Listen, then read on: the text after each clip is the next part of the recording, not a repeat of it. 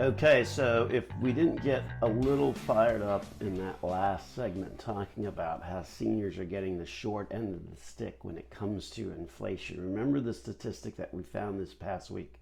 Past 20 odd years, Social Security benefits have increased by 55% through the COLA adjustment. Problem is that if you're a senior, you've seen your cost of expenses go up by over 102%. That is a shortfall, and that's a shortfall that's not getting discussed despite all of the conversation out in Washington. That, along with the high cost, high commission annuity product stuff that goes on. We're going to take a breath, but unfortunately, this segment, we're going to have to talk about Washington. So we'll probably amp it back up again.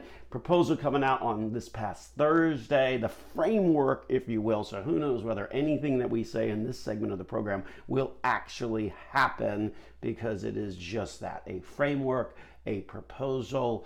But I think it's important to have the conversation because it seems to be at least giving an indication of what is going to be acceptable in Washington versus what is not. A little trick and treat, if you will, here on Halloween Sunday that we'll have to spend some time talking about. So here's the good news, and I guess relative in terms, right? Because if you look at the plethora of just an unbelievable litany of horrific tax proposals that were on the table, is it really good news when some of them go away and you're still left with a few of them? I don't know, but the reality is that's where we are at. So a couple weeks ago, we were joined by fellow certified financial fiduciary, also CPA,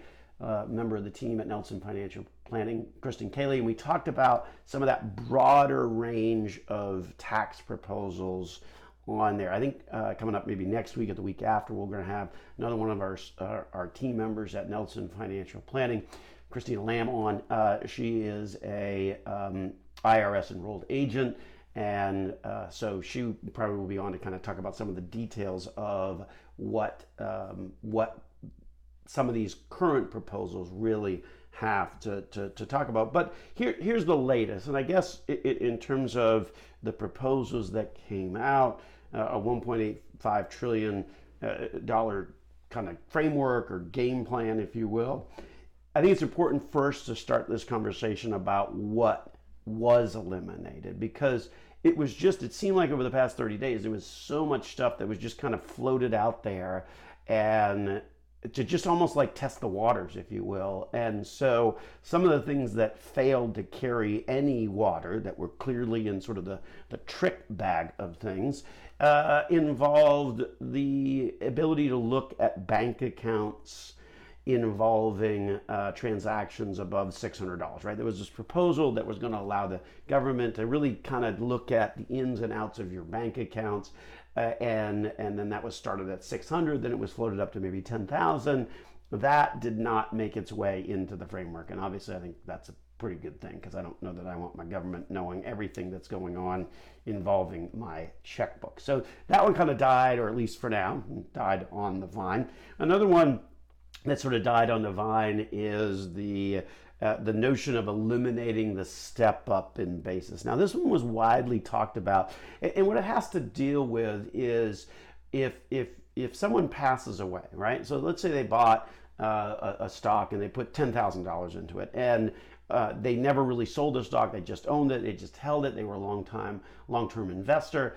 And so that $10,000 grew to $100,000. Well, that's an embedded $90,000 capital gain. When you pass, that gain in its entirety disappears through the concept called step up in basis, which jumps the value for tax purposes up to that value at the time of death. So that would be back up, right up to the 100,000.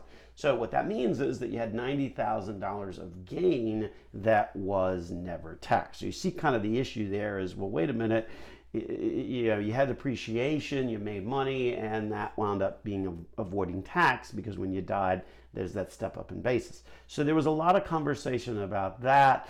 where they started it out at any level, then they increased to $1 million, and then they said, well, only if you're super wealthy.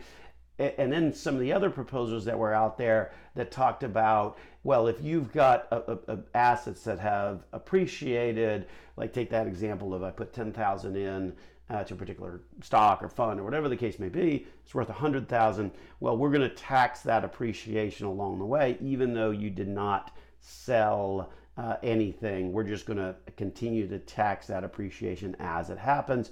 Again, all of these concepts in particular, the step up in basis and embedded capital gains, things like that, those concepts really have been pretty solid concepts in the tax code for about a century.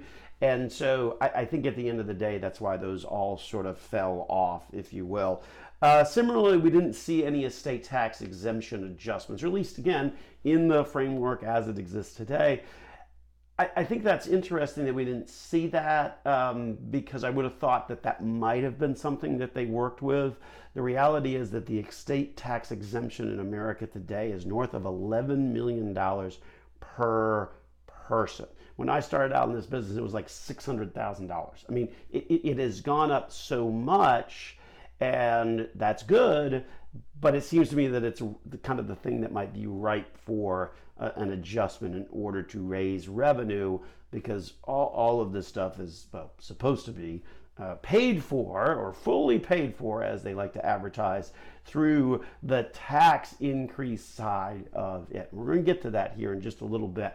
But the reality is that the notion of the estate tax exemption, I think a lot of people didn't bother to really embrace that or touch that because no one wants to be responsible for increasing taxes. I mean, that's the game that they're all playing. It doesn't matter whether you're Democrat or Republican. You don't want to be painted in, oh, you raised taxes. So the thing about the estate tax exemption, I think people sort of forget, is that those higher levels of estate tax exemption are in fact set to sunset or expire in a few years anyway. So if they don't do anything, it'll eventually come back down to a much lower amount in terms of that estate tax exemption. So those are some of the things that were not in the soup, if you will, based upon the framework that was announced this past week. Here is what is in the soup, if you will. And as you might well imagine, it has a lot to do with some of the priorities that the Biden administration has certainly talked about over the course of the past year.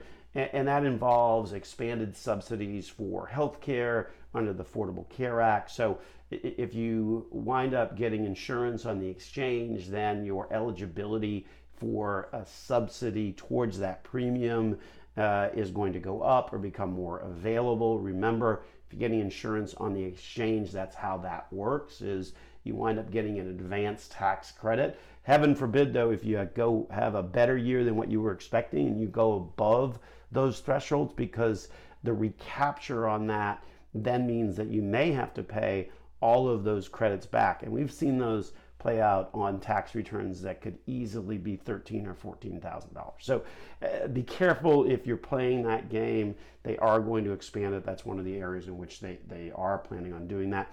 Medicare expansion, again, God love them.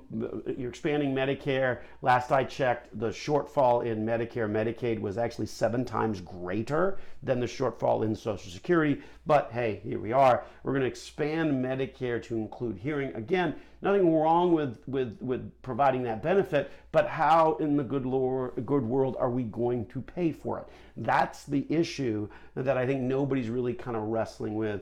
There was some talk about including dental and vision in that expansion of Medicare. Unfortunately, for seniors, that did drop itself out. It does appear that they're focusing more on the hearing. Of course, climate change, big topic of conversation for the current administration. You see a variety of proposals. This piece is actually like the biggest piece of the whole framework. A variety of tax credits to change personal and corporate behavior, tax credit for cars, solar panels, things like that. It is what it is. I have certainly seen in the time that I've been doing this a lot of tax credits that have come and gone, and I don't know that tax credits necessarily permanently change behavior, whether it's on an individual basis or a corporate basis. But anyway, that's the part that's in there. We've got a lot more to talk about in terms of the framework. So we come back, we're going to continue the conversation on the framework coming out of Washington this past week on dollars and cents.